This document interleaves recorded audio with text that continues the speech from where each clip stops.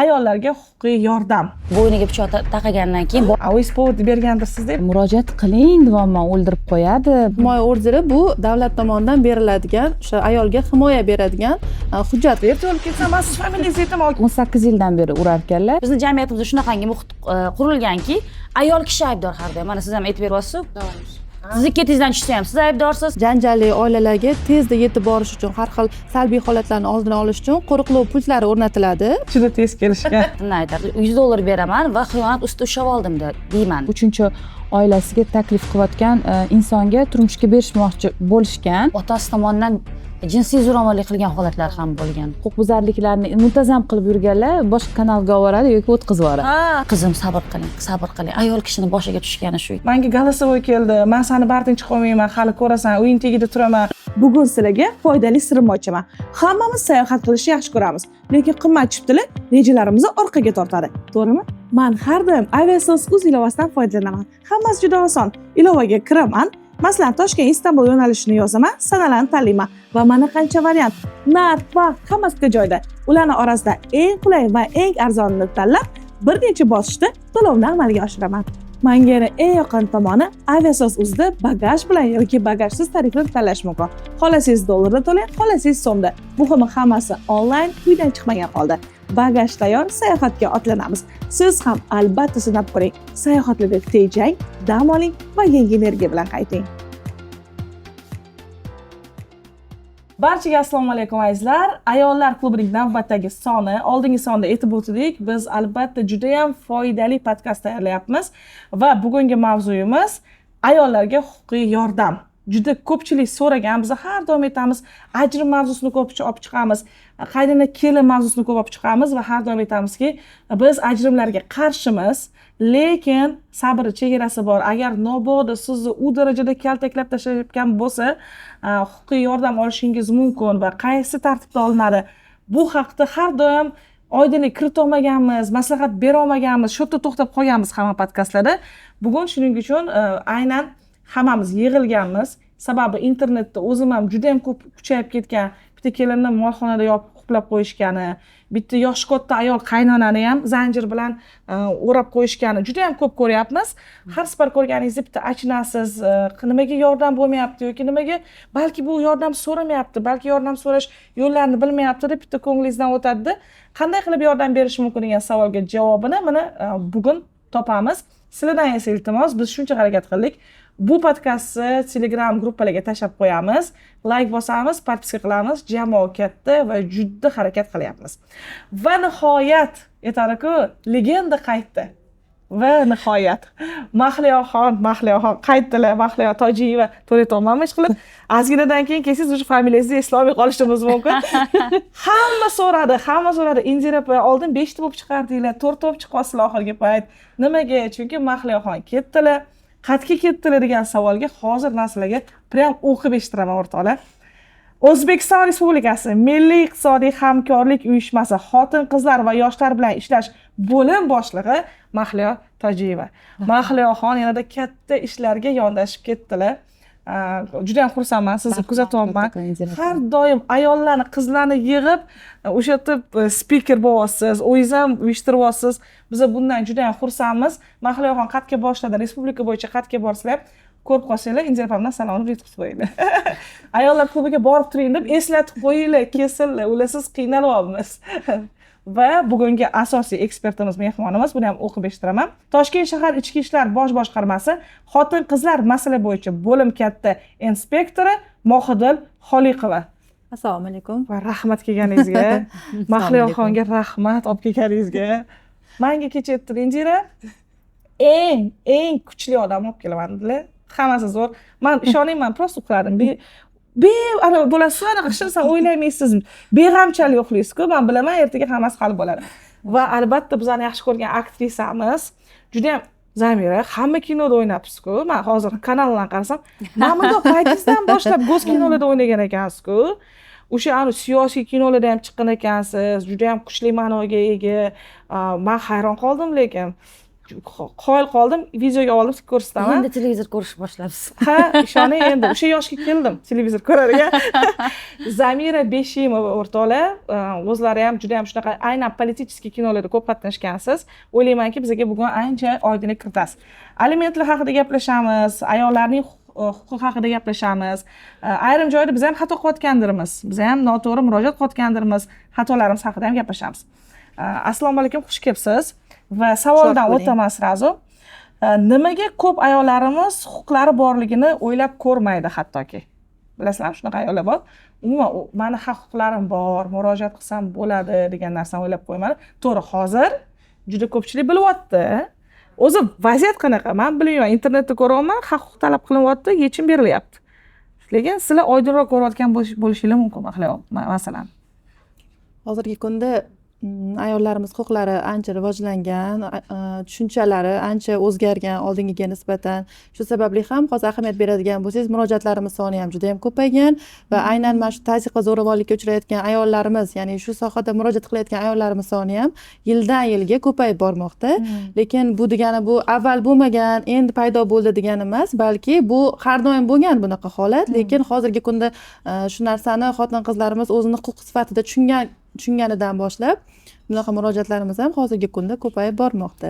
Ya'ni meni bitta narsa hayron qoldirdi. Mavzuni aytganingizda men ozgina izlanib ko'rdim va aynan mana so'nggi yillarda ayollar huquqlari haqida ko'p gapirishni boshladik. Lekin bu biroz aks ta'sir ko'rsatayotgandik. Chunki o'tgan yil avgust holatiga ko'ra ayollarga nisbatan zo'ravonlik holati 121% ga oshibdi. Bu rasmiy ma'lumot. Rostdan oshib. Bilim oshgani sari nimagadir aynan mana shu zo'ravonlik holatlari ko'payyapti va ayollarga nisbatan tazyiq, zo'ravonlik ham holatlari ko'payyapti. Balki oshmagan, balki mana bular to'g'ri aytdilar, balki murojaat qilishni boshlashdi. Murojaat qilish ko'paygan. Biz huquqiy savodxonlik. Ya'ni oshganligi sababli oldin murojaatlar bo'lmagan. O'lim holatlari ham juda ayanchli holatlar bilan yakunlanadigan vaziyatlar ham juda ko'payib ketyapti Mana so'nggi yillarda. oldin murojaatlar demak hamma uyalardi. Endi hozir Z avlod ham ko'paygan sari biz sal anaqa bo'lib qolganmiz-ku, bemalol aytadigan. Aytgancha men xalq nomidan gapiraman, juda oddiy tilda gapiraman. O'shancha o'rtoqlar. Atar ikkita ma'lumotim bor. Mana bitta oliy ma'lumotlar. Bitta oliy ma'lumotni qisman prosta sizlarga boshlashmoqman. Va mana bunaqa bo'lgan, o'zimda shaxsan bo'lgan, har doim bemalol aytib beraman. Universitet paytida menga bitta bola anaqa ketimdan yuraveradi, tinch qo'ymaydi-ku. Chiroyli figurali qiz edi bu payt o'rtoqlar. Ketimdan yurardi. Adajon sahar bo'lardi. Men Adajonni besta qilmasligim kerak edi miyamda. Keyin men Bodomzordagi borganman, o'sha yerda ichki ishlar bo'lsa kerak. Yunusobodda o'sha yerga borganman. Kichkinagina qizman, meni nazarimda 19 yoshlar institut o'qiydigan, taqillatib, o'chirtim kutib. O'zi umuman bilmayman qanaqa murojaat qilinadi, nima qilinadi. Prosta o'sha manzilni berishdi. Bordim, taqillatdim, kirdim. Assalomu alaykum. Menga голосовой keldi. Men seni bartin chiqolmayman, hali ko'rasan, uying tagida turaman. Shunalar eshitirsam, birinchi eshitgan narsam bilasizlar nima bo'lgan? Endi 15 yil oldin ispovod bergandirsiz-da bo'lgan. Men bunaqa shokka, ya'ni ikkinchi eshitgan narsam kimdirga aytib bersam, ketdi, sharmanda. Sen murojaat qilish sharmanda. Bu degani sen уже bo'ldi, sen yomon qizsan, и так далее. Biz baribir mitiz oilamiz. Keyin men miyam ishlashini qarang, urush gapirishni boshlaganman. Shu payt bo'lmasa oqsoqol qizim ham aytaman. Если вы сейчас мне не поможете, я на вас пожалуюсь. Если я завтра умру, вы будете виноваты. Erta o'lib ketsam, men siz familiyangizni aytaman oka deganman, chunki rostdan qo'rqyapman. Bundoq qaraganda keyin ish ko'rib chiqib, haqiqatdan sud bo'lib 15 sutka berilgan. Endi qarang, katta bo'lma sovchi kelyapti. Bitta odam kelgan sovchilikka, bunga prosta voqeani deb berasiz bolaga, shunaqa desam, u meni bo'ldi, уже anaqa qo'pol qilib aytaman, bisiq qizga chiqazganda. Ya'ni qanchalik qo'rquv, ya'ni siz murojaat qilsangiz ham siz yomon qiz bo'lib qolishingiz mumkin yoki murojaat qilayotgan joyingizda rostdan bo'lgan hodisa, ispovdingiz bergan gaplarni eshitish bizni qizlarga og'ir. Iltimos bunaqa gapirmanglar demoqchiman. O'shaning uchun balki hozir qo'rqmayapmiz, murojaatlar ko'p. O'zi qanchalik to'g'ri men murojaat qilyapman deymizlar. Голосовой bor. Qanchalik to'g'ri men kelganimda, o'zing povod bergandirsan deb aytish. Albatta bu noto'g'ri. Lekin endi o'sha erkaklarimiz ham qaysidir ma'noda mentalitetni qurboni bo'lgan o'sha davri deb ham aytsak bo'ladi. Shunaqa holatlarni inobatga olib ham 2019-yilda prezidentimiz tomonidan aynan o'sha xotin-qizlar bemalol ayollarga o'zini muammolarini aytsin, shunaqa holatlarni oldini olish maqsadida ham xotin-qizlar masalalari bo'yicha yo'nalish ochilgan ichki ishlar bo'limlarida. Shu payt 2019-yilgacha bunaqa yo'nalish bo'lmagan. 2019-yildan beri mana shu yo'nalishda xotin-qizlar masalalari bo'yicha bo'lim inspektorlari aynan ayollar ishlaydi bu bo'limda. Shular xotin qizlarning huquqlarini himoya qilish, ularni mana shu tazyiq va zo'ravonliklardan himoya qilish masalalarida o'sha faoliyat olib borishadi. Joylarda, hududlarda, har bitta tumanda Bor. hozirgi kunda 3-4tadan inspektorlarimiz mavjud. Mana shunaqa holatlarda bemalol ular murojaat qilishlari mumkin inspektorlarimizga. Bu zo'rku 2019gacha realni bo'lmagan. Demak, hozir bu yo'nalish bor va bizni dardlarimizni o'sha ayol kishiga yeta Bemalol olamiz. yeta Bemalol olasizlar. aytsa bo'ladi. Bemalol. Kishiga Masalan, emas. xatga bizni mahallaga murojaat qilishga o'rganganmiz. Mahallada chiqiladimi? Birinchi har bir mahallani o'zini uchastkovoy inspektori bo'ladi. U xodimga murojaat qilsangiz bo'ladi.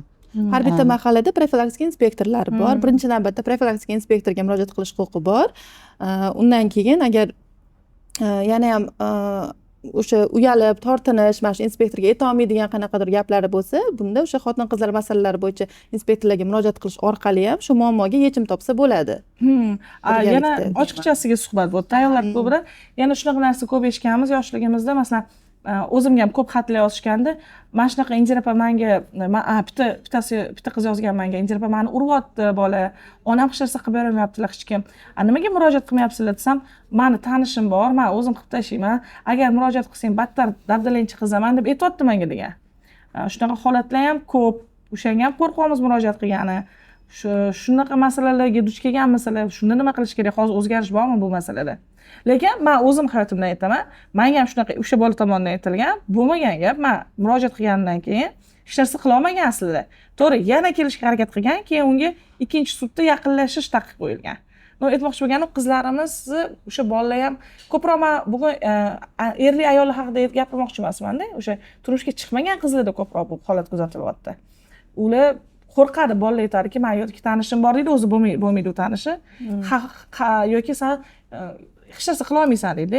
Ularga ozgina ketma-ketlik, bola tomonidan zo'ravonlik boshlandi, tinch qo'ymaslik boshlandi, ugrozalar boshlandi. Ketma-ketlik qanaqa murojaat qilsa bo'ladi? Birinchi siz o'sha o'zini mahallasidagi profilaktika yoki voqea qayerda sodir bo'lgan bo'lsa, o'sha tumanga borib murojaat qilinadi ichki ishlar xodimlariga ariza bilan va u ariza ko'rib chiqishni boshlaydi. Surishtiruv ishlari amalga oshiriladi, ikki tomon chaqiriladi, ikkita tomondan gaplar eshitiladi. Baribir eshitiladi albatta va holatlarga qarab o'sha berilgan доказательствоlar deydimi?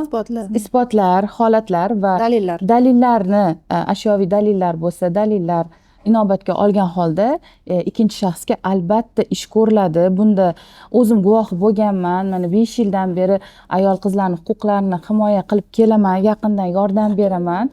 O'zim hech bir holatda bo'lmadiki, qaysidir kimgadir qo'ng'iroq qilib, qanaqadir vaziyatni yumshatadigan holat. Hammasi adolat nuqtai nazaridan to'g'ri ko'rib chiqilib, sudgacha borib, sudda ham eng odilona qarorlar nima deydi, yuzaga keldi. Shaxsan o'zimda yaqinda bo'lgan holatni aytib beraman. Masalan, ijtimoiy tarmoqlardan meni bir odam ta'qib qilishni boshladi. Bir akkauntini bloklasam, boshqa akkauntdan yozardi. Har xil qayerdandir meni raqamimni topib olib, har xil raqamlardan yana yozishni boshladi.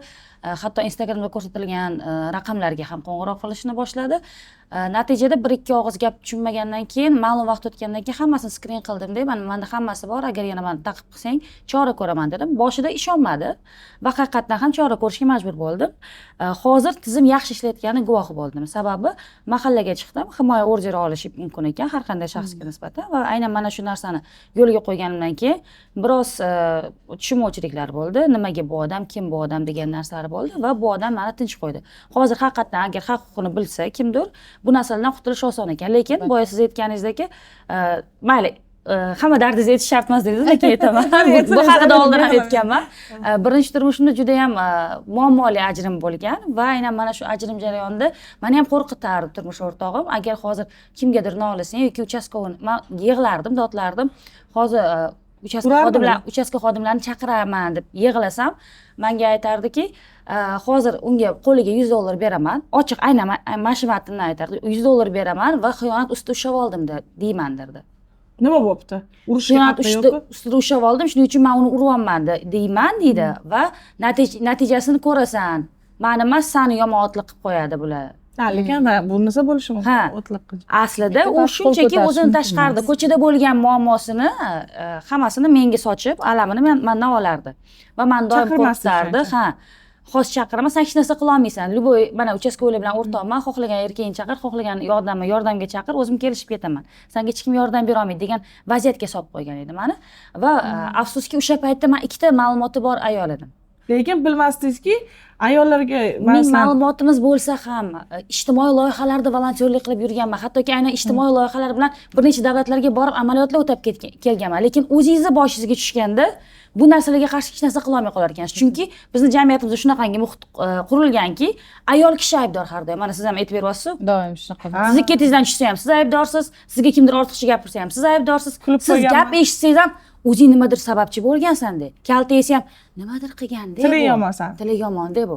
Aynan mana shu narsalar ajrashsa ayniqsa yaxshi xotinmas ekan, bekorga ajrashmagan. Va ajrimdan keyingi hayotda o'ylab undan qo'rqishni boshlaysiz. Siz butun dunyo uchun eng yomon ayolga aylanib qolasiz. Ayniqsa qo'lingizda bola bo'lsa, faqat sizga emas, buni praktikatsiya farzandingizga ham o'tadi. Shuning uchun ayollar oxirigacha chidaydi. Tirnog'igacha chidaydi. Ko'pchilik mana shu chidash orqali obro'sini o'ylaydi, hurmatini o'ylaydi, farzandini o'ylaydi, o'limgacha borayotganlar qancha. Lekin mana shu masalada siz xotin-qizlar masalasi bo'yicha o'sha yo'nalishga to'g'ri aytyapman. Hozir ichki ishlarda xotin-qizlar masalasi bo'yicha yo'nalish ochilgan. O'sha yerga murojaat qilganingizda balki boshqacha bo'lardi. Shunaqa menda oxirgi nuqta nima bo'lgan? Farzandimni hayotiga xavf bo'lganda men portladim. O'zimga nisbatan juda ham ko'p tazyiqlar bo'lgan, moliyaviy ham, ruhiy ham, jismoniy ham tazyiqlar bo'lgan. Ayol kishi bo'lganimiz uchun mayli ayol taqdiri shu. Ayniqsa qaynonamga gapi ko'p edi. Qizim sabr qiling, sabr qiling. Ayol kishining boshiga tushgani shu ekan. Men haligacha kalta yeyman derdim. Yosh katta ayol. hech narsa qilmaydi. Ha, chidang ayollar ham shunaqa. Sabr qiling, indamang, xo'p deng, mayli baqirsin, ursin, xo'p deng, ertaga o'zi kechirim so'rab keladi. Rostdan kechirim so'rab keladi, lekin oyoq qo'li singandan keyin ko'chaga chiqa olmaydigan darajada hamma yoqsi ko'kargandan keyin nima foydasi bor? Farzandimga ziyon yetgandan keyin, ya'ni bo'yniga pichoq taqagandan keyin bolamni olib ko'chaga chiqib ketganman. Va shundagina menga kerakli odamlarni maslahat berib, shundagina kerakli huquqiy yordam olishni boshlaganman va tushunib yetganman shu paytgacha nimaga chidaganman deb. Ya'ni siz huquqiy yordamingiz bor, foydalanmagansiz. Ha, jim turganingiz sababi qanday foydalanishni bilmaganligi. Mana shu muammolar hammasini negizi biz qo'rqamiz. Bu nima deydi, bu nima deydi, lekin hamma narsa bizda bor, imkoniyat bor. Faqat o'sha narsadan foydalanishimiz kerak. Balki nafaqat qo'rqamiz, bilmaymiz qanaqa murojaat qilishni rostdan. Mana sira andishamiz bor, chunki juda ko'p ayollar bilan suhbatda bo'lganimda, yaqinda o'zim ham guvohi bo'lganimda, murojaat qiling deyapman, o'ldirib qo'yadi, murojaat qiling desam, 3ta bolam bordi, kichkina bolam 1 yosh, mayli. Albatta o'ldirib qo'yadi. Yo'q, bolalarini ham urar ekan. O'ldirib qo'yadi, sizni o'ldirib qo'yadi. Keyingi safar sizni og'ir ahvolda, mana og'ir ahvolda keldingiz hozir. Sotrasение oldingiz. 2-chi darajadagi, endi bo'ldi, siz balki u ayol уже invalid bo'lib qolgandirlar. Men bilmayman, lekin juda ko'p urar. 18 yildan beri urar ekanlar. 18 yildan beri o'shanga keling, men sizga yordam beraman, o'zim sizga yordam beraman, hozir Chilonzor tumaniga murojaat qilamiz. Inspektor chaqirib berdim, keldilar. Yo'q, yozmayman dedilar. Yo'q, murojaat qilmayman dedilar. Nimaga qo'rqyapti? Andishami yo'q qo'rquv? Yo'q, turmush o'rtoqlaridan qo'rqadilar. Hozir men yozib bersam, uyga qaytaman, battar uradi. Avvalambor bunaqa holatga tushganda albatta murojaat qilish kerak ichki ishlar organlariga. Qisqa raqamli ham ishonch nomerlarimiz bor hozirgi kunda 102, 112. Bundan tashqari Ichki ishlar vazirligi tomonidan 1259 qisqa raqamlari ham mavjud. Bular tunu kun 24 soat davomida ishlaydi va xohlagan vaqtda bu raqamlarga murojaat qilish orqali ayollarimiz o'zini himoya qilishi mumkin bo'ladi. Tazyiq va zo'ravonlikka uchragan ayollarimizga himoya orderlari taklif qilinadi profilaktika inspektori va xotin-qizlar masalalari bo'yicha katta inspektorlarimiz tomonidan. Bu himoya orderi o'zi nima? Himoya orderi bu davlat tomonidan beriladigan, o'sha ayolga himoya beradigan hujjat hisoblanadi. Himoya orderlari profilaktika inspektori, xotin-qizlar masalalari bo'yicha inspektorlar, hozirgi kunda voyaga yetmaganlarga nisbatan ham o'sha inspektor psixologlarimiz tomonidan ham rasmiylashtiriladi. 1 oy muddatga rasmiylashtiriladi. Agar shu muddat davomida tazyiq va zo'ravonlik holatlari kamaymaydigan bo'lsa, bu xavf bartaraf etilmaydigan bo'lsa, sud tartibida bu 6 oydan 1 yilgacha muddatga cho'zilishi ham mumkin. Buni o'sha inspektorga murojaat qilish orqali kerakli hujjatlar yig'iladi va sudga taqdim etiladi. Sud lozim topadigan bo'lsa, bu muddatni 6 oydan 1 yilgacha muddatga cho'zishi mumkin. Himoya orderi berilganda, himoya orderida muayyan cheklovlar o'rnatiladi. Avval holat o'rganib chiqiladi. Haqiqatda ham bu yerda tazyiq va zo'ravonlik holati bormi? To'g'ri. Agar bu narsa o'zini tasdig'ini topsa, haqiqatda ham tazyiq va zo'ravonlik holati mavjud bo'ladigan bo'lsa, tegishli cheklovlar qo'yiladi. Masalan, bitta xonada birga bo'lmaslik, o'zaro gaplashmaslik, tazyiq va zo'ravonlik o'tkazmaslik va boshqa cheklovlarda shu 1 oy muddatga beriladi. Inspektorlarimiz vakolati 1 oyga bera oladi. 1 oy davomida bu profilaktika uchun yaratilgan desak ham bo'ladida, birdaniga uni javobgarlikka tortmayapmiz, unga imkoniyat beryapmiz. Himoya orderi rasmiylashtirish orqali ogohlantirish desak ham bo'ladi. Mana shu muddat davomida agar o'sha er xotin o'rtasida bo'ladigan bo'lsa, eri yoki bo'lmasa qaynona kelin, qaynonami kelinmi, agar qaysi biri tomonidan shunaqa tazyiq o'tkazilayotgan bo'lsa, o'sha shaxsga rasmiylashtirilgandan keyin mana shu muddat davomida agar shu cheklovlar buziladigan bo'lsa, unda ma'muriy javobgarlik to'g'risidagi kodeksning 206.1 moddasi asosida mana shu cheklovlarni buzganligi uchun ma'muriy javobgarlikka tortiladi. Bundan tashqari, bu bilan ham agar chegaralanmasdan bu tazyiq va zo'ravonliklar og'ir holatlarda sodir etilgan bo'lsa, bunda demak 126.1 jinoyat kodeksida moddamiz bor, oilaviy maishiy zo'ravonlik degan. Bu bo'yicha javobgarlikka tortilishi mumkin bo'ladi. Yangi qonun loyihasi ishlab chiqilgan. O'shaning uchun уже birinchi martadan keyin yaxshi ishlov berilayotgan ekanda, ya'ni masalan o'sha odamga aytiladi, keyin safar уже qamalishi mumkin degani uchun bu odam ham qo'rqadi, to'g'rimi keyinchalik? Hozirgi kunda tashvish tugmalari degan tashvish tugmalari ham bor. Biz asosan mana shu nizoli oilalar, mana shunaqa janjalli oilalarga tezda yetib borish uchun, har xil salbiy holatlarni oldini olish uchun qo'riqlov pultlari o'rnatiladi oilalarga. Shu pultni o'rnatish orqali unga oyiga 10 ming, 12 mingdan taxminan shunaqa summadan pul to'lab boriladi va shu knopkani bitta bosganda taxminan shu 5-6 daqiqani ichida xodimlar joyiga yetib kelishadi va o'sha qanchalik o'zini amalda oqlayapti bu? Oqlaydi. Yo'q, bo'lgan. Biz anaqada boshida jinoyatlarni oldini olish uchun, bu huquqbuzarlik yoki jinoyatlarni oldini olish uchun mana shu tugmani bosish orqali faqat xonadonlarga emas, mana korxona tashkilotlarga ham o'rnatiladi bu tugmalar. O'rnatib foydalanish mumkin. O'zingiz xavfsizligingizni rahbarlar tomonidan ham tegajoqlikka ortiqcha munosabat bo'lsa, shu knopkani bossa bo'ladi. Lekin himoya orderida ham tez yetib kelishadi. Himoya orderi bor, ayolga tez yetib kelishadi deb eshitganman. Agar shu pulni o'rnatsa.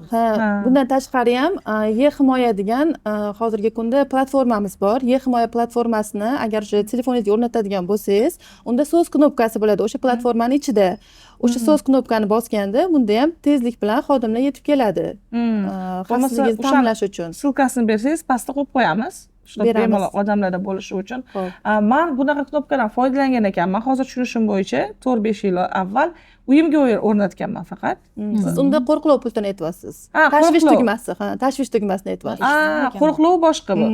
Qo'riqlov tugmasini o'rnatganman uyimga. Ya'ni kimdir juda menda qo'rquv bo'lardi, kimdir kelib qoladi har doim uyga. Anaqa bosganimda, bitta tekshirib bosganimda juda tez kelishgan. Nima ish beradi? Kechiringlar tekshirdim deganman. Eng qizig'i, o'zimiz atrofida o'zi aylanadigan xodimlar bo'lar ekanda, birinchi ular yetib kelar ekan, juda tez kelishganligi. Achinmaganman, o'ta oylik to'lov ozgina 20 ming, 25 ming bo'lgan. Achinmaganman. Eng qizig'i, biza farzandimiz, onalarimizga xavotir olamiz. Avvalambor onamga o'rnatib berganman. Chunki baribir xavotir olasizda, xudo ko'rsatmasa kimdir shu taqalasa bitta bosasiga ulgurishadi, xudo xolasa. Juda tez keladigan u qo'riqlov tugmasi rosa menga yoqadi. Hammaga tavsiya qilaman, foydalaninglar. Chin dildan har doim aytkim kelardi. Men bolalarim uchun qo'yib berishim kerak. Albatta, tez yetib kelishadi. Chunki bilasizmi, bilmaysizku, mana kimni taqalatib keldi. Hozir videolar tarqagan, bitta odam yurib, eshigingizni tekshiryapti. Tekshiryapti, ochiq emasmi? O'sha payt nobodo ochiq qolib ketgan bo'lsa, u kirib keladi-ku, siz bosasiz shu tugmani, ulgurasiz. Siz bo'lmasangiz ikkinchi odam bosadi, lekin rosa ishlaydi. Agar uyda bo'lmaydigan bo'lsangiz, o'sha eshik ochilayotganda ham signal boradi-da, yetib keladi. O'zi shunaqa sezadi.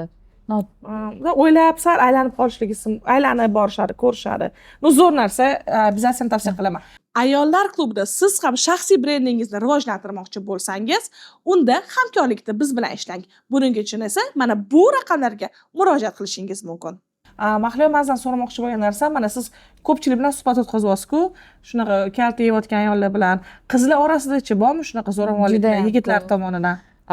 Qizlarimiz orasida o'zini ota-onasidan jabr chekkanlar, ota-onasidan ota-onasi tomonidan zo'ravonlikka uchragan ko'p qizlar bilan ishlaganman. Viloyatlarda ham bo'lgan, murojaat qilishgan. Shunda menga huquqni himoya qiladigan organlar to'g'ridan-to'g'ri yordam berishgan, chunki men murojaat qilganman ularning o'rniga. Ular qo'rqqan, onam ustidan, otam ustidan.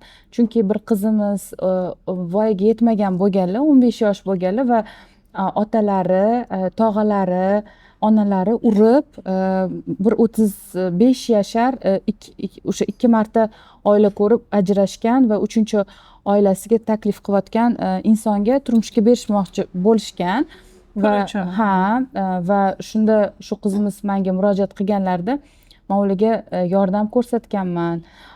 Aytmoqchimanki, hozirgi kunda qizlarimiz o'rtasida ham juda ham ko'p, mana ko'rgan bo'lsangiz ijtimoiy tarmoqlarda juda ham ko'p ommaviy transport vositalarida tegajonlik voqealari juda ham keng tarqalmoqda va hozirgi kunda mana qizlarimiz murojaat qilishyapti. Nima uchun? Mana Zamira opam aytdilar, oshyapti statistika, chunki hammamiz haq-huquqimizni bilyapmiz, sabrimiz tugadi. Biz ham hamma sabr qilgan, ancha payt yoshligida eta olmagan, o'tgan va hozir ijtimoiy tarmoqlarda, umuman ommaviy axborot vositalarida har qaysi prime time paytida ham propaganda hamma ishlar olib borilyapti. Shunaqa holatlarda murojaat qiling, bunaqa holatlarda murojaat qiling. Chunki men o'ylaymanki, qizlarimiz umuman uyalmasdan murojaat qilish kerak. Sababi bu birinchi o'zini hurmatiga, o'zini nima desam, o'zini huquqini himoya qilishiga, chunki davlatimiz rahbari har bir chiqishlarda, har bir siyosatlarda xotin-qizlar huquqlarini himoya qilish, bolalarni huquqini himoya qilish masalalarini ilgari suradilar va 33-sonli prezidentimiz farmoni 4-mart kuni o'sha 4-mart kuni bu qaror ishlab chiqildi va 1-apreldan kuchga kirdi.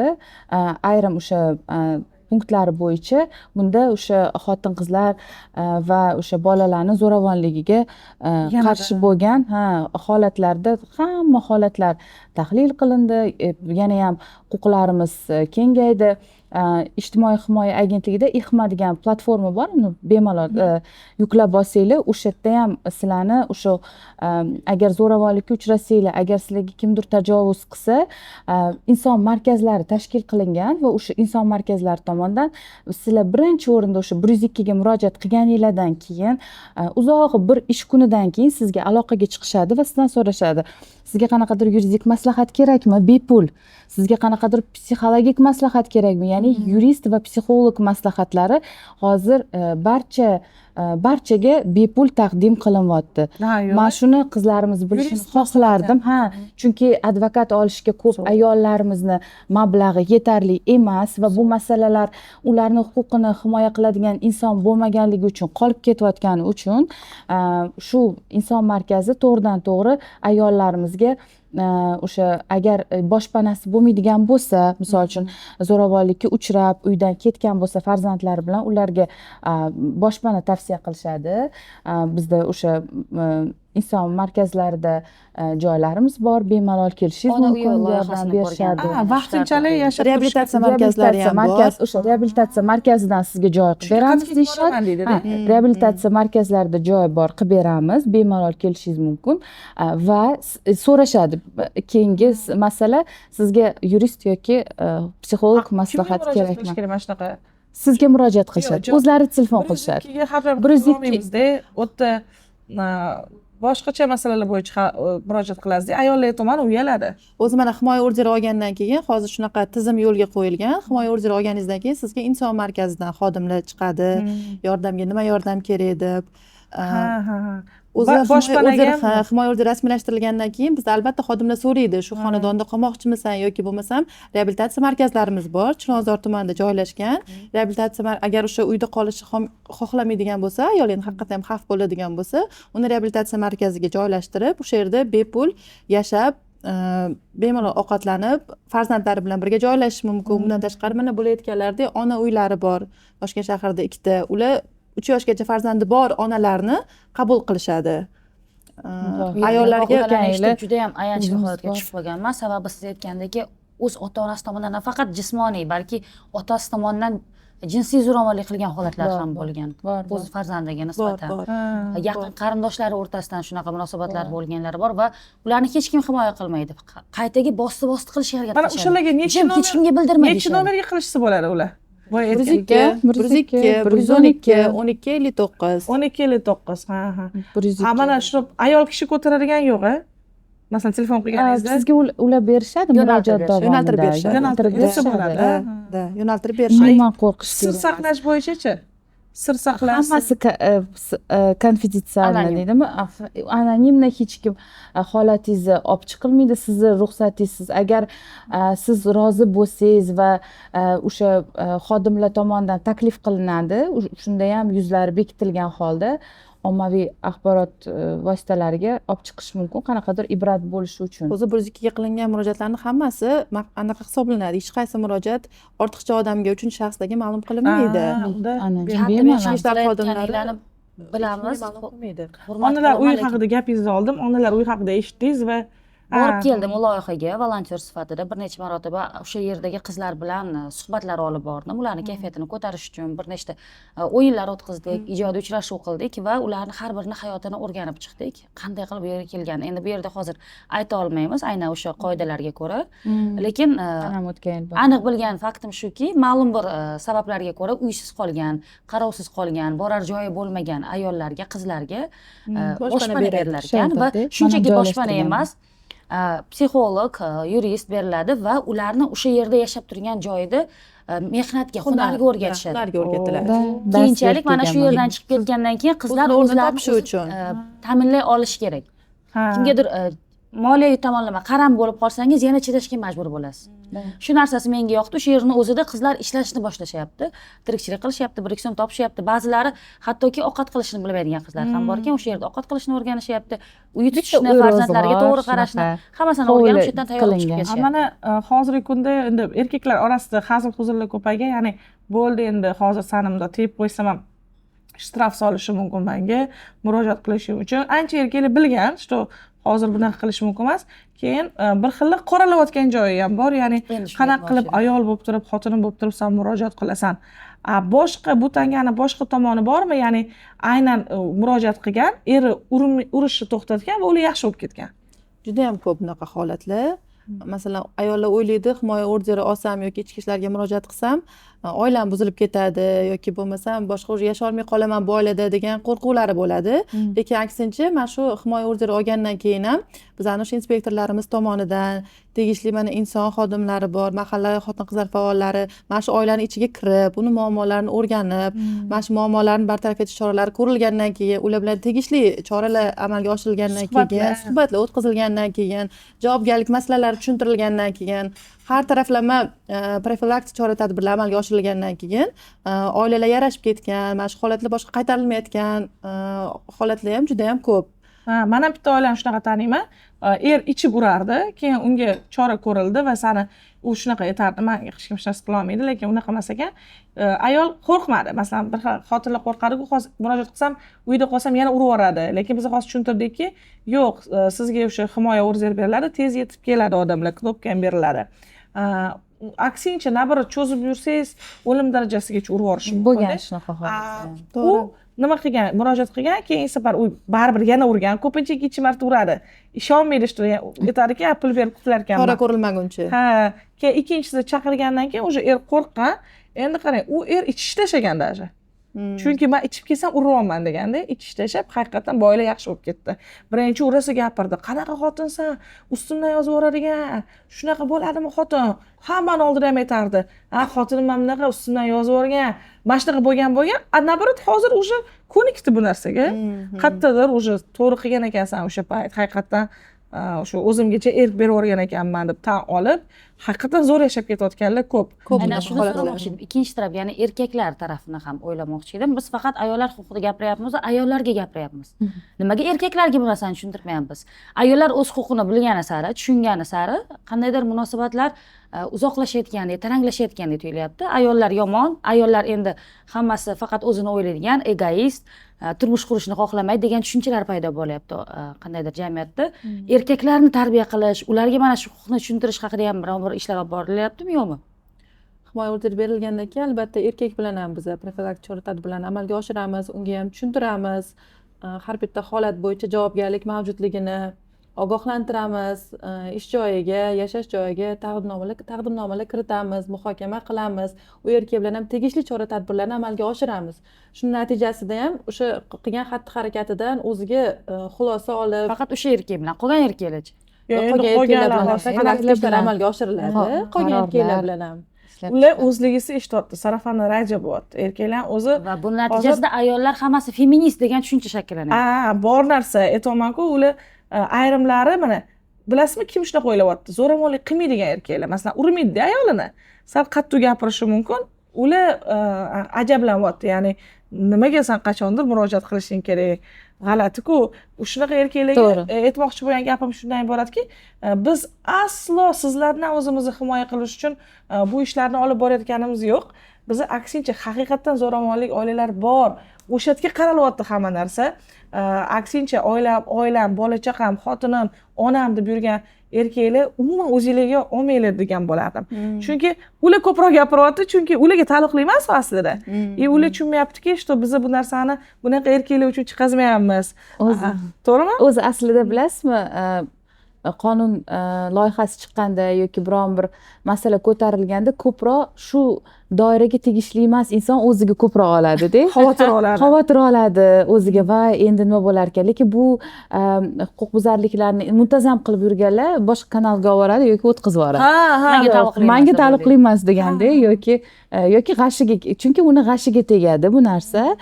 Bu holatda bo'lmagan nima deydi? Yurtdoshlarimiz albatta xavotir olishadi, farzandlariga aytishadi, ko'rdingmi, bunaqa qilish mumkin emas, sen bunaqa qilmagin, sen yaxshi bola bo'lgin debda, qanaqadir.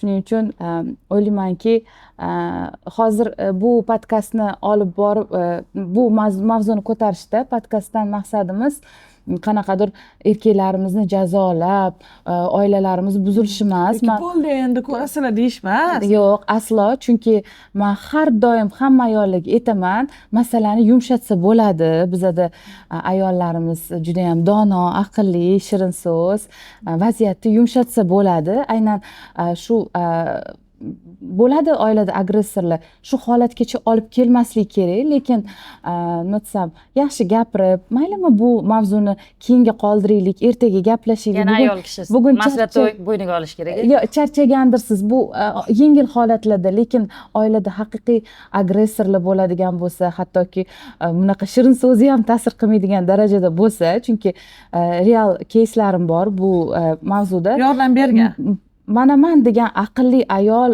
jamiyatda o'zi o'rnak bo'lgan ayolni hayotida shunaqa narsa, umuman bu gaplarini eshitmaydi va shu urushib davom etadi, uradi. To'g'ri, mahalla to'g'ri aytibdilar. Bir xillari mana bunaqa narsani ham tushunamizda, do konca olib borasizda erkakga nisbatan. Shu darajada olib borasiz, miya o'chib qolish effekti ham borda 40 sekundga. Miya o'chib qolgan o'sha 40 sekundda bo'ladigan holatlar bor. Unda ayol 100% o'zi murojaat qiladi bunaqa ayol. Ishonib, bu yerda podkastda yig'ilib bu ayolga aytishimiz ham shart emas. 100% murojaat qiladi, o'zini himoya qilishni biladi. Lekin biz aynan bu podkastda kimlarga yetyapmiz? Mana polni chidab yuradigan ayollar bor, mana o'sha mana zanjir bilan bog'lanib, kaltaklanib turgan joyida ham chidayotganlar bor. O'shatga bu murojaatlar, o'shalar uchun bu himoya orderi chiqarilgan. Bir xil ayollarimiz bilasizmi? Umuman hali eri aytaylik o'zi har kuni provokatsiya qilib bitta urdirib himoya ordeni olib olganlar ham qancha ayollar bor. Bor. Lekin shunaqalarga vaqtimiz ketib qoladi. Biza bu orderni anular uchun chiqazdik, qaniydi o'shalarga yordam bersak. Shunaqa joylari ham bor deb o'ylayman. Avvalambor любой vaziyatda o'zinglarni o'ldirishga yo'l qo'ymanglar. hech qachon Har qanaqa holatda ham baribir erkak kishini urishga, haqorat qilishga haqqi yo'q. Har qanaqa holatda ham. Xiyonatda tutib olsa ham mavzu ko'tarildi. Uzr so'rayman, bu mavzuni ko'taraman. Xiyonatda tutib oldim, endi seni o'ldiraman, uraman, umuman haqqi yo'q. Bu davr o'tib ketdi. Davr o'tib ketdi. Unda ham huquqiy choralar ko'riladi o'sha ayoliga yo eriga nisbatan. U nima bo'lishidan qat'iy nazar, umuman biz jismoniy shikast yetkazishimiz mumkin emas. Shu narsani ongimizga qo'yishimiz kerak. Farzandimizga nisbatan ham hozir biz ayollar deb gapiryapmiz, ayollar tomonidan farzandlariga zo'ravonlik o'tkazilyapti. Otalari tomonidan farzandlariga juda ko'p tazyiqlar yetkazilyapti, bilasizmi? Shuning uchun aynan shunaqa shu holatlarda ham biz befarq bo'lmasligimiz kerak. Mana jismoniy tazyiqqa jismoniy kuchni isbotlay olamiz. Albatta. Lekin shunday odamlar borki, qo'lini uchini ham teqizmaydi. Ruhiy bosim. Lekin shunchalik ruhiy bosim qiladiki, ayol kishi o'zini o'ldirishgacha boradi. Unga ham order beriladi. Moliyaviy tomonlama juda ham bosim qiladiganlar. Uni qanday qilib isbotlashi, qanday qilib chora ko'rishi mumkin? Bunga ham himoya orderlari beriladi. Himoya orderini o'zi berish talablari o'sha ruhiy bosim, jismoniy, moddiy kabi turlari bor. Shunaqa tazyiqlar o'tkazilganda himoya orderi rasmiylashtirilishi mumkin, lekin buni siz aytgandek o'sha dalillari bo'lishi kerak, isbotlari bo'lishi kerak. Masalan, ancha isbot kerak ekan. Masalan, ruhiy bosim o'tkazilayotganini SMS-lar yoki bo'lmasam gaplashayotganingizda yozib olib gaplarini yoki bo'lmasam birorta guvoh shu narsani eshitgan, ko'rgan dalillar orqali isbotlash mumkin. Keyin mana Mahliyo, siz borib bar o'tkazibsiz-ku, ayollarni yig'ibsiz-ku, balki aynan shunaqa ruhiy bosimli bo'layotgan ayolga ko'proq yordam tegayotgandir. Nima uchun? Ya'ni o'zini o'sha ruhiy bosimdan himoyalanish yo'llari bor-ku, bilim olishmi? Doim biza ayollarga nima desam, o'tda himoyalansa bo'ladi, bilim olib, o'z ustingizda ishlab himoyalansangiz bo'ladi. Avot urganda уже men har doim bitta mavzuni ilgari surganman. Hech bir qushni ham ini buzilmasin. Birinchi o'rinda.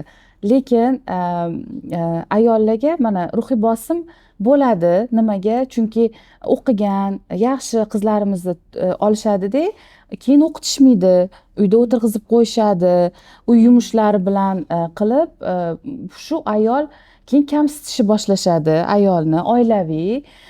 Keyin shu holatlarda murojaatlar bo'ladi va bu holatlarda men har doim birinchi o'rinda shu gap so'zlarni unutib rivojlanish nima deydi, o'z ustida ishlab rivojlanishni tavsiya beraman. To'xtagan joyida o'qishda davom ettirishini, diplomini oxirigacha olishini, yo'l ko'rsatasiz. o'zini olgan diplomi bo'yicha, mutaxassisligi bo'yicha ishga joylashishga yordam beraman, to'g'ridan to'g'ri. Va ishoning, agar o'sha oilada ayol o'zini hurmatini bilsa, bu birinchi signal, bu juda yaxshi. Bu ruhiy bosimni sezgani bu katta kuch. Ruhiy bosimni sezmasdan yurganlar qancha normal holat deb. Buni sezdimi, o'zgarishni boshladim, unga nisbatan muomala o'zgaradi. Lekin agar u ayolga muntazam jismoniy bosimlar bo'ladigan bo'lsa, zo'ravonliklar bo'ladigan bo'lsa, bu to'g'risida nima deydi, o'ylab ko'rish kerak. Oilada kimni qanchalik haqqi bor ayolda? Huquqiy tomonlama.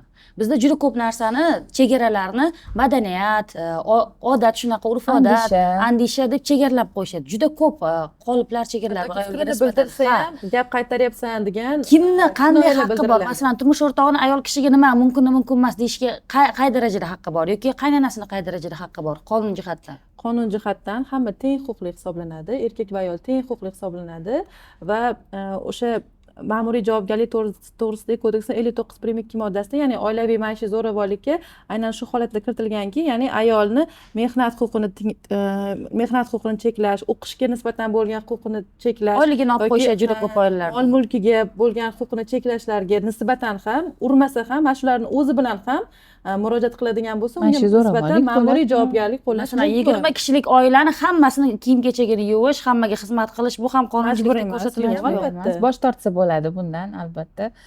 Lekin yomon kelinga aylanib mana shu qoladi. bu haydalasiz lekin Samira. Yo'q. O'zi rozi mentalitet emasda shu.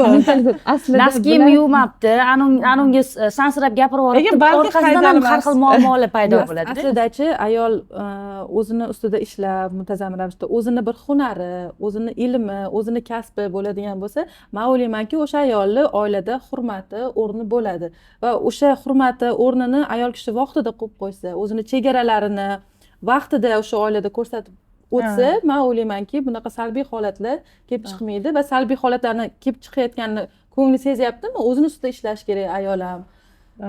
Albatta buni oldini olish choralarini ko'rish kerak. Murojaat qilishdan qo'rqish kerak emas. To'g'ri. Mana shaxsiy chegara deganda ayollar to'g'ri tushunadi-da. Bo'ldi, men buni qilmayman. Chegaram bor ekan. psixolog psixolog yo'q deyish o'rgandi. Chegara qo'yish o'rgandi. Yo'q bo'ldi.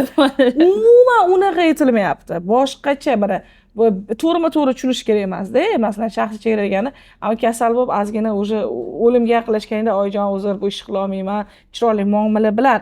Mana shular nazarda tutilyapti. Ayollik ilmi bilan. Ayollik bilan. Mana shuncha o'qishingiz kerak deb o'ylayman. Biz bitta eshitib olamiz, ketdi mana bunaqa deyishdi. Bo'ldi, hozir chiqib ham mana bular aytdi shaxsiy chegara. Bo'ldi, короче, yo'q. Yo'q, unaqa emas. yo'q. Agarda siz o'zingizni brendingizga, ayollar auditoriyasiga yana yaqinroq qilmoqchi bo'lsangiz va tanitmoqchi bo'lsangiz, albatta reklama masalasi bo'yicha quyidagi raqamlarga murojaat qiling. Yaqinda Koreyaga yarim yil yashagan borib keldim. Chet el fuqarolari, biz o'zimiz fuqarolarimiz chet eldagi hayoti bilan ozgina suhbatlashsak, u yerda ko'rgan narsam nima bo'ldiki, men bekitmasdan aytaman, qizlarimiz o'zimizni bolalarimizga aldanib qolayotgani. Men o'shanda keyin murojaat qildim, bolalar, qizlar ojizi bo'ladi, bizga ikkita uchta yumshoq gapirsangiz, men yaxshi qiz bo'lsa ham bir xillar aldanib qolishimiz mumkin. Mas'uliyat silida iltimos bilan o'zbek qizlarimizni chet ellik masalan o'qigani ketyapti, kimdir o'qib ishlagani ketyapti. Asrash sizlarni qo'lingizda. Oson o'sha qizni aldab, ichiga kirib olib, u bilan отношение qilib, keyin bemalol bu qiz yomon edi deyish oson. Men buni haqiqatda yaxshi qizlarni nazarda tutib aytaman, bunaqa qizlar juda ham ko'p. Aldanib qolgan. Klublarga borib, u yoq bu yoqqa o'tgan qizlarni umuman nazarda tutmayapman. Lekin afsuski 70% yaxshi qizlar aldanyapti. To'g'ri. Mana odobi yaxshi, mana shu O'zbekistonda yurganda odobi yaxshi, turishi yaxshi, kim bilan gaplashmagan, o'zini tutib olgan, ularni bir xillari ham borib aldanib qoldi. Nimaga? Bola uylanaman 100%, mana onam bilan gaplash, borishimiz bilan to'y qilamiz. Polni ichiga kirib oldi. Bo'ldi, ota-onalarimiz bildi degani, yaxshi qiz nima deb o'ylaydi? Ota-onamiz bildi, prosta vaziyat yo'q O'zbekistonga borishga, demak to'y bo'ladi, aldanib qolayotganlar bor. Men bu narsalarni ko'rdim, gaplashdim, qizlar rostdan yaxshi, ko'pchiligi. Endi yaxshi bo'lmasa ham nima qilasan, aldab, nima qilasan, u darajada uni qiynab. Kelganimdan keyin yaqinda bitta yangilik ko'rib qoldim.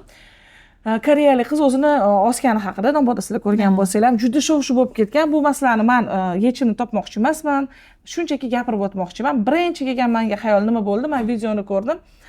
O'sha videoni chiqazganlarga ham hech qanaqa muddaoyim yo'q. Men videoni ta'riflab beryapman, xolos. Ko'rgan narsani o'zingiz chiqazgansizlar. U xonaga kirilyapti, bola bilan qiz birga yashagan. Qiz o'zini osib qo'ygan deyilyapti-da, aytilayotgan 3 ta ta'rif bor. Mana aro ichgan deyilyapti, bo'lmasa mana bitta Ramazon oyida ekan, roza tutganligi haqida narsalar bor. Aro ichgan deyilyapti.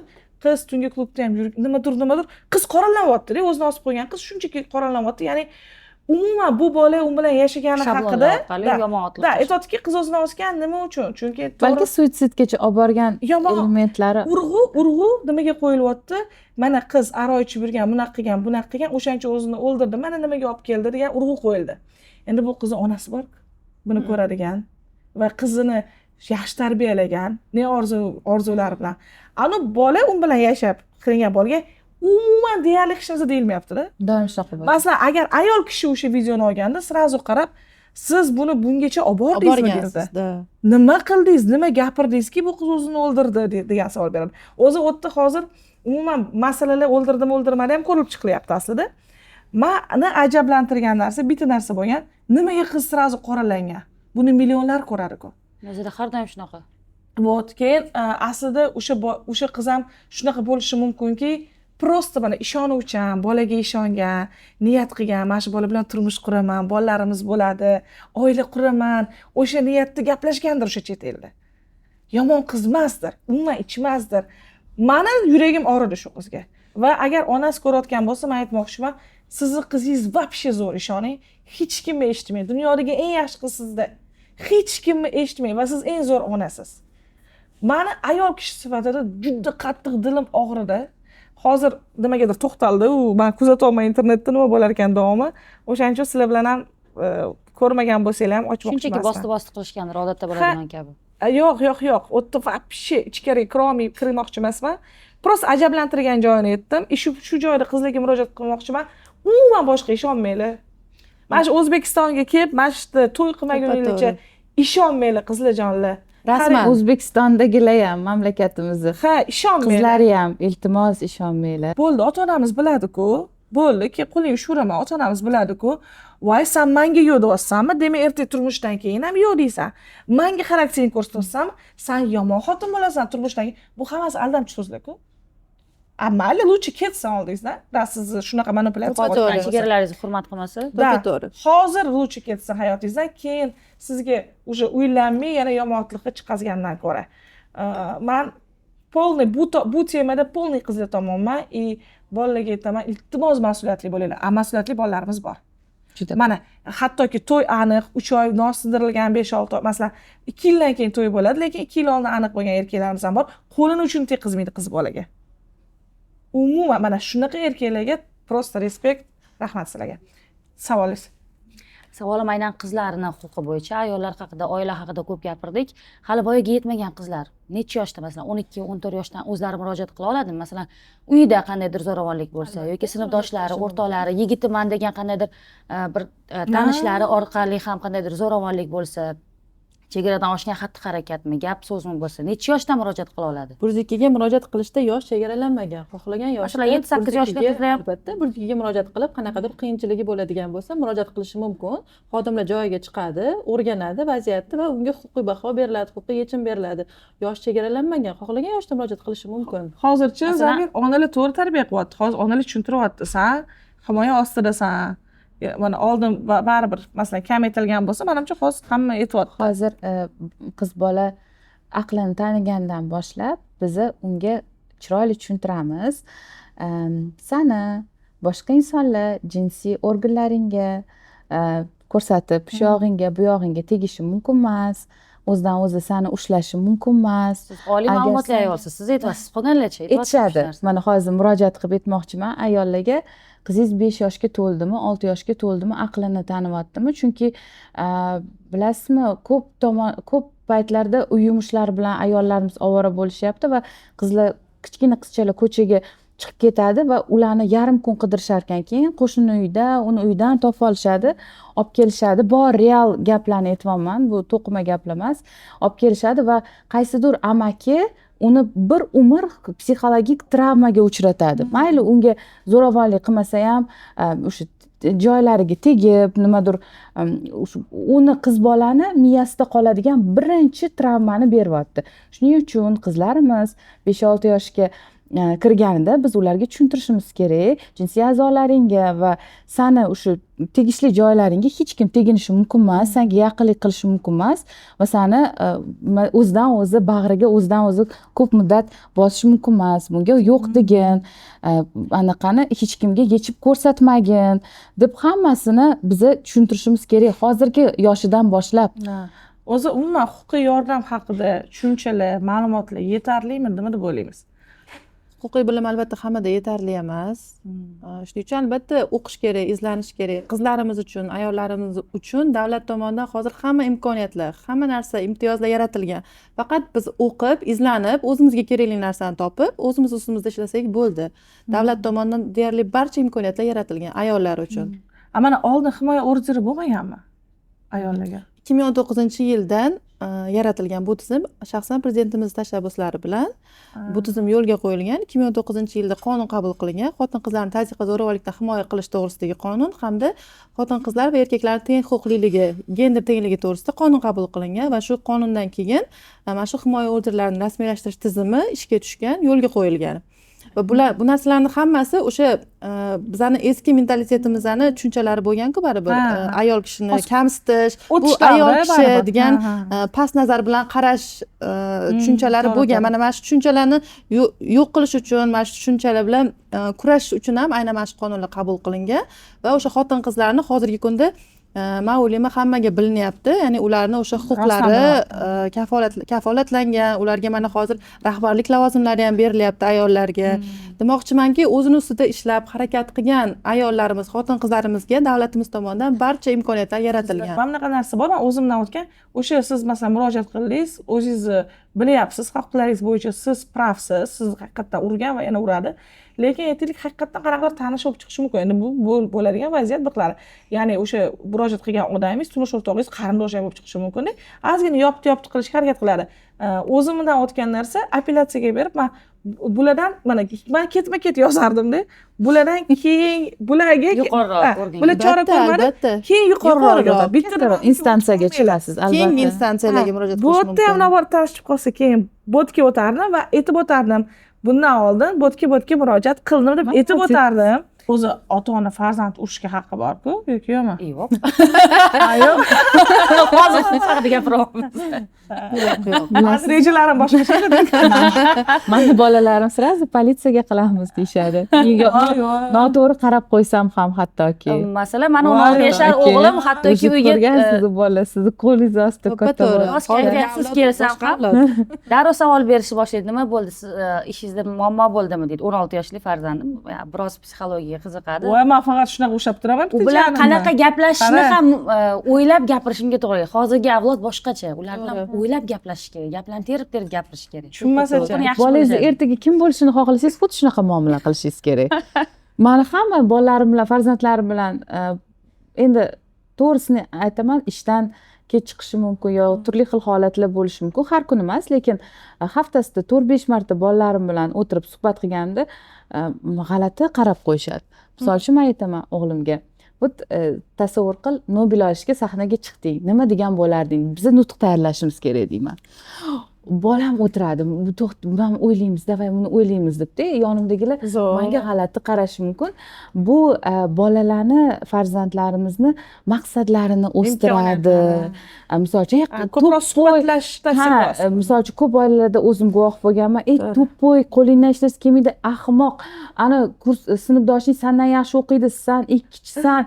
Bu ketdi, programma yozyapmiz-da farzandlarimizga yo'l nima deydi, yo'nalish berib, maqsadlarini kengaytirib, nereal maqsadlarni qo'yib agar o'stiradigan bo'lsak, ertaga u bizani o'zimizni loyihalarimiz-ku, proyektlarimiz.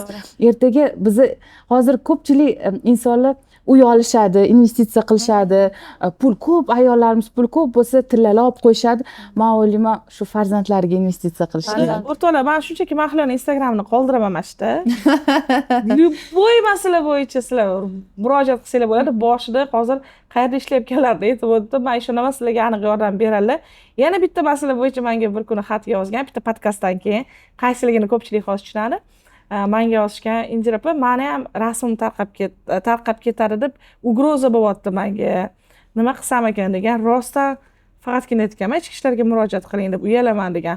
Shunaqa ham bo'lganmi, uchraganmi? Ya'ni bola aldab отношениеda bo'lib olib, rasmlarga olib, eng ko'p bo'layotgan ugroza rasmini tarqataveraman bo'layotgan. Juda ham ko'p bunaqa holatlar ham. Bunaqa holatda ham albatta ichki ishlar organlariga murojaat qilishi mumkin. Bunda o'sha xodimlarimiz o'rganadi. Holatni bola bilan gaplashiladi, chaqiriladi, telefon olib, tegishli o'sha tekshiruv harakatlari o'tkaziladi. Agar tasdig'ini topadigan bo'lsa, birorta joyda agar bitta joyda, bitta kanalda qata'dir tarqatgani tasdig'ini topadigan bo'lsa, albatta unga nisbatan ma'muriy javobgarlik bor. Birinchisiga, keyingi safar unga nisbatan jinoiy javobgarlik qo'llanilishi mumkin.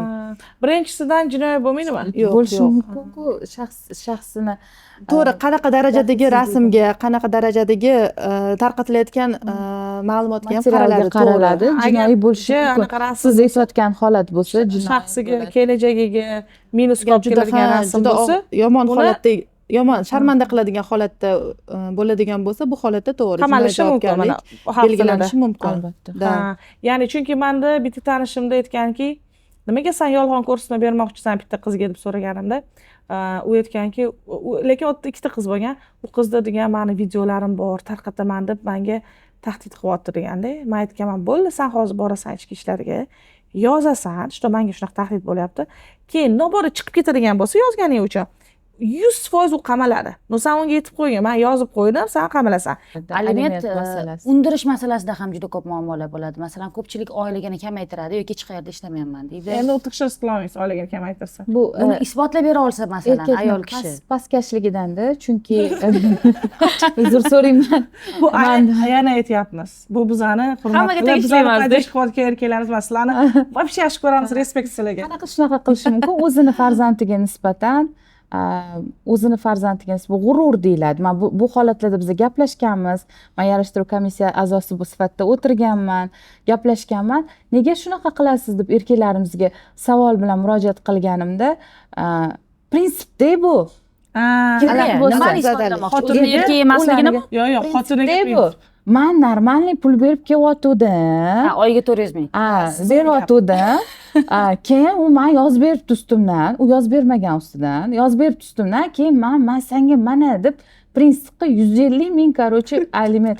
Endi men aytmoqchimanda, bu sizni farzandingiz, sizdan bo'lgan farzand, mas'uliyat hamma siz bo'yningizda, nima deydi, erkaklarimiz ko'radigan bo'lsa, men hech qachon erkaklarni qorlamaganman. Lekin shu holatda aytmoqchimanki, ayrim erkaklarimiz shu holatda siz o'zingizni farzandingizni hozir ularga psixologik travma qilyapsiz, kelajagini hozir belgilab qo'yyapsiz, sizni munosabatingiz, sizni hozir moliyaviy ko'magingiz bolaga beriladigan, bu sizni munosabatingiz farzandingizga va albatta esingizdan chiqadi. Men 20 yildan keyin xuddi shunaqa bir 5-6 ta odamdan xuddi shunaqa sizga nima deydi, qayta javob bo'ladi. Farzandlar buni esidan chiqazmaydi. Ayollarimiz baraka topishsa buni 100 marta aytishadi.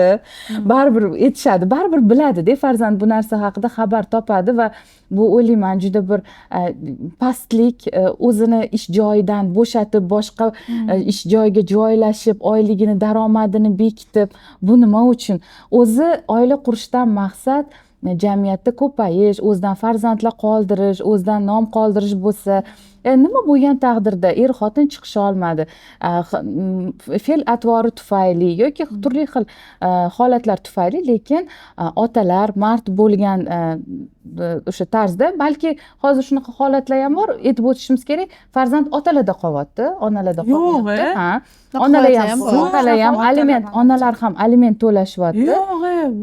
Va shu holatlarda ikki tomondan biri judayam bir nima desam, holatda o'zini odilona yondashib, bunda nabarot o'sha ko'pdan aliment bergan ayol bilingki jahl ustidan bergan. Hech qachon alimentni mana senga hozir aliment beraman demaydi. 7 yillab alimentga, 8 yillab alimentga bermagan ayollar bor-da. Lekin aliment tartibi mana alimentga xat yozganingizdan, murojaat qilgan kuningizdan boshlab hisoblanadi. U menga 10 yildan beri qarashmaydi degan gaplar hozir o'tmaydi.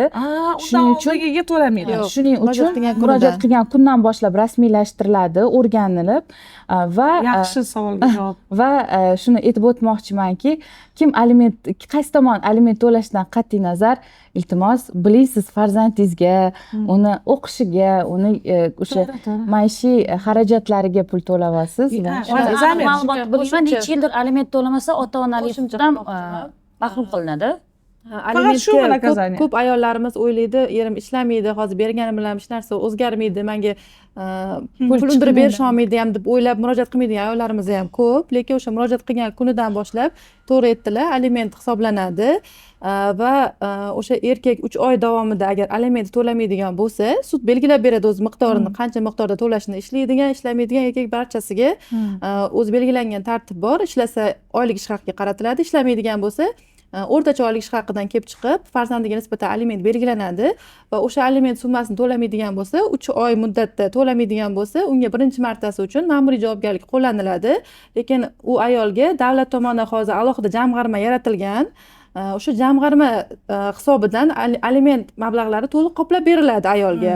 Keyin davlat o'zi erkakdan o'zi undirib oladi keyin. Ya'ni ayol kutib qolmaydi, qachon meni erim berar ekan bolalarimga degan narsa bo'lmaydi hozirgi kunda.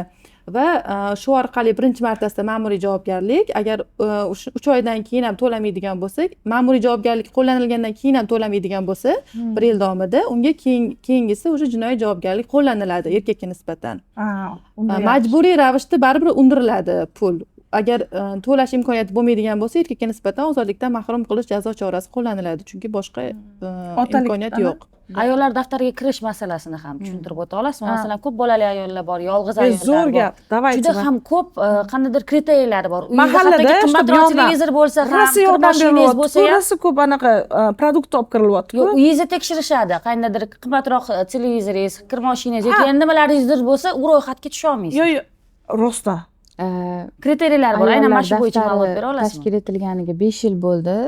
Oila va xotin-qizlar qo'mitasi tomonidan bu loyiha haligacha ishlab keladi. Ijtimoiy himoyaga muhtoj, kam ta'minlangan oilalarga ajratib beriladi. Ayollarga o'zini kriteriялari, bir qator kriteriyalar bor va holatingiz o'rganiladi. Maxsus komissiya tayyorlangan. Maxsus komissiya tomonidan sizni moliyaviy holatingiz o'rganiladi va 50 million so'mgacha sizga pul ajratiladi. Bu sizni birinchi tadbirkorligingizni ochishga ko'mak. Birinchi yo'q, bu sizga yordam. Subsidiya beriladi. Rostda. Subsidiya Qayerga murojaat qilish kerak? Hozir puli borlar gapirmasin. Mahallaga murojaat qilish, o'zingiz turadigan o'sha ro'yxatdan o'tgan. O'zi menda bunaqa voqea bo'lgan. Uyga kirib kelsam, endi men rahmatli onam invalidlar guruhi bo'lganlar, opam ham invalidность bor. Kirib kelsam, produkti to'lib ketgan uyga. Men olib kiryapman, a produkti уже ko'p. Dedim, muqaddansiz mahalladan. Eski Yunusobod. Keyin aytib, men qanaqadir xijolat bo'ldim. Keyin o'yladim, ona mabodo ikkinchi farzandi yaxshi pul topsa, bu narsadan mahrum qilinadigan joyi yo'qmi desam, endi biz aytmadik sanqacha topishingni dedilar. Men endi biroz sal netolib qolmasam, keyin o'sha mahalladan odam kelib, onam rasmga olyapti. Onam bo'pti, mahallaga rahmat. Men bitta men pul olib kelganman onamga. Men aytaman, "Bo'lib, pulinglar bor ekan, produktlar bor ekan. Men senga chiqib ketiraman" desam, rostdan masalan ikkinchi farzand yaxshi pul topsa vijdoni o'ynab ketadi o'sha payt. Endi men anaqa u payt to'g'risi aytsam, unaqa ko'p topadigan paytim emas edi. Lekin bari aytib o'tdingiz, ozgina topsangiz ham ikkinchi farzand yaxshi topsa mahrum qilinadimi yoki yo'q masalan. Masalan, opacham invalidность второй группа bor. No singlisi yaxshi pul topadi. Bu отдельный narsalar. Endi o'zining kriteriyasi bor-da. Siz o'sha oilada birga yashaysizmi? Yo'q, yashamayman lekin. Siz o'zingiz alohida oilangiz bormi? Alohida oilangiz bor. Yana oilam bor. Boquvchi hisoblanadi, agar birga yashasa. Boquvchisini yo'qotgan, beva, kam ta'minlangan yoki turmush o'rtog'i qaysidir o'sha turdagi invalidностьga uchraganlarga albatta shunaqa ko'maklar beriladi. Lekin o'shanda men ko'rgan, buni eshitgan xolam mahallaga murojaat qilganlar. Anaqa menga nimadir yo'qmi, men opamga anti Yunusobodda pul berishyapti. Anaqa produktlar qilib berishyapti. Biz juda go'rda odammiz. Mana men 4 ta farzandim bor. Biron marta davlatdan biron farzandimga ortiqcha pul olmaganman. 10 million kamini bolalarim kichkinaligi uchun pul olmaganman. Suyunch puli ham olmaganman. Bola ta'minoti uchun ham pul olmaganman. Ma'lum vaqtgacha bolalarga ta'minotga pul beriladi, to'g'rimi? Ta'minot puli ham olmaganman. Ko'p bolalik uchun ham hech narsa olmaganman. Va bir martagina davlatdan yordam kelgan karantin davrida kinoarboblar uyushmasidan, o'sha uyushmaga a'zo bo'lib qo'yganim uchun qachonlardir kinoarboblar uyushmasidan 2 marta uyga bozorlik tashlab ketishdi. Karantinda zo'r bo'lgan. Uyda 2-3 ta odam borib pul olardi. Sizni oilangizga berib bo'ling desa, yo'q, men xotinim bekitib qo'ygan. Unaqa qilmagan ekan lekin. Yo'q, karantinda zo'r yordam bo'lgan, hammaga yordam bo'lgan. Menga faqat shu kinoarboblar uyushmasidan 2 marta bozorlik qilib berishdi. Endi siz kamida 10 million topasiz-ku. Mana murojaat pul topadiganlar tiqilmay turinglar. Antirosan topa olmayotganlar murojaat qilish ham. Yo'q, qarang, bu yerda yana boshqa masala bor-da. Endi ismlarini aytmayman, ba'zi bir tanishlarim bor. Faqatgina mana shu ijtimoiy yordam hisobiga yashayotganlar bor. Bor shunaqa boqimanda bo'lib yaxshi sharoitdagi uylari bor, lekin tekshiruv kelsa, juda xaroba joydagi uyda yashayotganda ko'rsatishadi. Bor. O'z ko'zim bilan ko'rganim uchun aytyapman. Ular va bolalarini kasalmand qilib ko'rsatishadi, hattoki hujjatlarni rasmiylashtirishadi. Hujjatlarni kasalmand qilib rasmiylashtirishadi. Undan pul, bitta tarafdagi masalan 3 oyga belgilangan yordam puli tugasa, boshqa joydan yana 6 oyga yordam puli olishadi. Lekin shularga qanday chora ko'riladi? mahrum tekshiriladimi yo'qmi shu narsalar? Chunki o'z Tekshiryapti. ko'zim bilan nechtasini ko'rdim. yo tekshiriladi, hali Endi bu yetib haqda borilmagan. kimdir murojaat qilish kerakda bu haqda albatta. Da, biz ham Murojaat qilsa albatta tekshiriladi bunaqa Bular holatlar. juda bekingan bo'lishi ham O'rganiladi. mumkin. Lekin haqiqatda ham mana shu faqat ehsonlar uchun, faqat ehsonlarning hisobiga, mana shu ijtimoiy himoyalarning hisobiga ham yashayotgan oilalarimiz ham juda ham ko'p. Ular ishlash haqida umuman o'ylamaydi. Faqat mana shu Harakat ham to'xtab harakat- qo'ygan. harakat- to'xtab qilmay qoladi. qo'yishadi. Bunaqa Tangani oilalar ham juda tomoni ham yig'ilashadi. ko'p. Chunki men bilasizmi, mana sezdim oxirgi payt. Yordam ko'p bo'layotgan. Boqimandalik, Da. boqimandalik kuchayib ketyapti. davlat tomonidan Yordam aholiga juda ko'payganini ham sezdim. ko'paydi. Nima deydi, ijtimoiy himoyaga muhtoj qatlamga e'tibor ko'paydi. Davlat byudjetidan juda katta summalar ajratildi. Avval misol uchun bunaqa yo'q edi. Keyin volontyorlar ham paydo bo'lgan. O'zi Volontyorlar yordam paydo beradigan. bo'ldi. Mana bizda ko'ngillilar bor. Bizga ham chiqishadi, mana shunaqa oilalar bor deyshadi. Ehsonlar ko'paydi Ehsonlar hozir. juda ko'paydi. Ko'paydi. Va bizani qanaqa ma'noda dangasa qilib qo'yyapti-da ko'p aholimizni. tushundim. Bu Tangani narsa bu tomoni. Bu tomoni ham tayyor bor. kelib turibdi. To'g'ri. Nimaga men ishlayman degan shuni agar komissiya bor, men o'ylaymanki komissiya a'zolari o'sha yaxshilab odilona ko'rib chiqilsa, lekin Zamira opam aytayotgan gaplar ham to'g'ri. Biz borganimizda ular boshqa joyda Boshqa bir borishadi. xarob uyga Bir marta borishadi. shunaqa bo'ldi. Mana Rostdan. bilasiz, juda ko'p Voy, takliflar, Mahliyo olishadi, so'rashadi. so'rashadi. Yo'q, shunaqa holat bo'ldi Indira opa. Doimiy ko'mak olib yuradigan ayol bor edilar. Menimcha o'zlari adashib qoldilar shekilli-da. Har doim bizni bir lokatsiyaga jo'natardik, olib borib berardim. Juda bir rahmim kelib, Oddiy ro'yxat. borib kelardim va bir safar kuryerdan jo'natdim-da. Kim telefon qilyaptilar? Mahliyo opa, siz yaqin taniysizmi bu ayolni? Ha, juda ham yo'q, Gabuskiy domda turadi. Qaysiki anaqa shlagbaunni ochtirdilar ruxsat bilan. Shunaqangi chiroyli uyki, men u uyni qurilayotganda orzu qilganman. Shuni bitta bir so'rab ko'ring dedilar va men u oilaga keyin yordam ko'rsatishni to'xtatdim, chunki haqiqatdan ham biz borib ko'rganimizda u men ham havasim keladi u uyga. O'sha uyda yasharkanlar, o'zi uylari ekan, lekin qanaqadir qilib bizani chaqirgan paytlari Shunaqa bo'lib qolgan. boshqa lokatsiyaga chaqirganlar va biza voy deb rahmimiz kelib, yana mendan keyingi 10 ta odamga aytib, shuning uchun mendan so'rashganda va men so'raganimda tekshirilganmi, rostdanmi, isbotlanganmi deb so'rayman. Afsuski vaqtimiz chegaralangan. Agar shu video juda ham ko'p prosmotr oladigan bo'lsa, biz albatta yana davom ettiramiz, lekin o'sha savollarni silib beringlar, kommentariyada savollarni yozinglar. O'sha savolga javoblar bilan chiqamiz. Chunki mana o'zimdan savol beraman, sizdan, lekin xalqqa yanada ko'proq savol bo'lishi mumkin. Maksimum savol yozinglar va bitta emas, 3 ta 4 ta efirdan keyin albatta chaqiramiz, savolga javob beramiz. Faqat maksimum harakat qilinglar yana bitta efir chiqishi uchun.